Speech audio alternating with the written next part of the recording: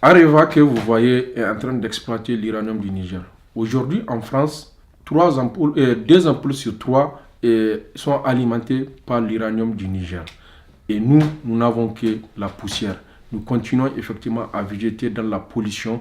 Les populations souffrent, ils tombent malades. Et tenez-vous bien, nous avons fait adopter une loi minière en 2006.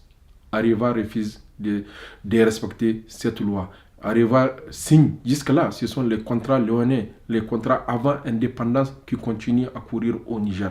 Donc nous ne pouvons pas bénéficier des retombées de l'uranium.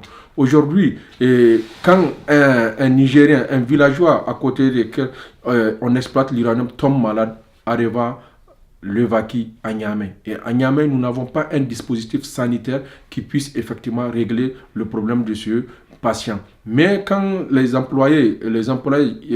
expatriés d'Areva tombent malades, automatiquement, on les envoie en Europe pour pouvoir les soigner.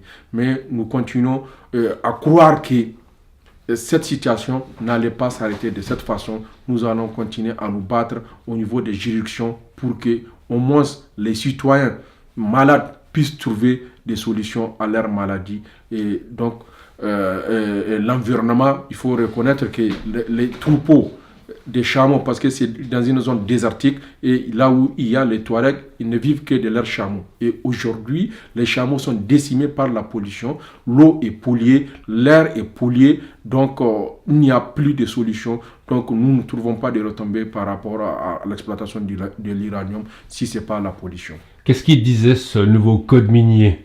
Le code minier qui a été établi récemment. Et le code minier qui a été rétabli récemment, nous savons que d'abord les exonérations qui font cours doivent cesser. Dans ce code minier, nous comptons rattraper effectivement une manne à travers la taxation de certains produits que Areva utilise. Nous comptons effectivement rattraper par rapport à la pollution, par rapport à l'environnement, c'est-à-dire le plan social qui devrait être exécuté par Areva, mais très malheureusement, ils ont refusé de signer à base de ce code minier.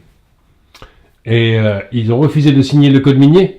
Oui, ils ont refusé parce qu'ils ont des manières de faire. L'Afrique, il faut reconnaître que nous avons des textes. Mais très malheureusement, les gens qui sont chargés de veiller au respect de ces textes-là ne le font pas. Nous pensons qu'Areva a une façon d'entrer au niveau de notre présidence qui lui donne l'avantage de faire ce qu'ils veulent. C'est-à-dire, les textes sont là, mais on bafoue les textes pour signer des contrats à travers, au mépris de ces textes-là que nous nous sommes donnés.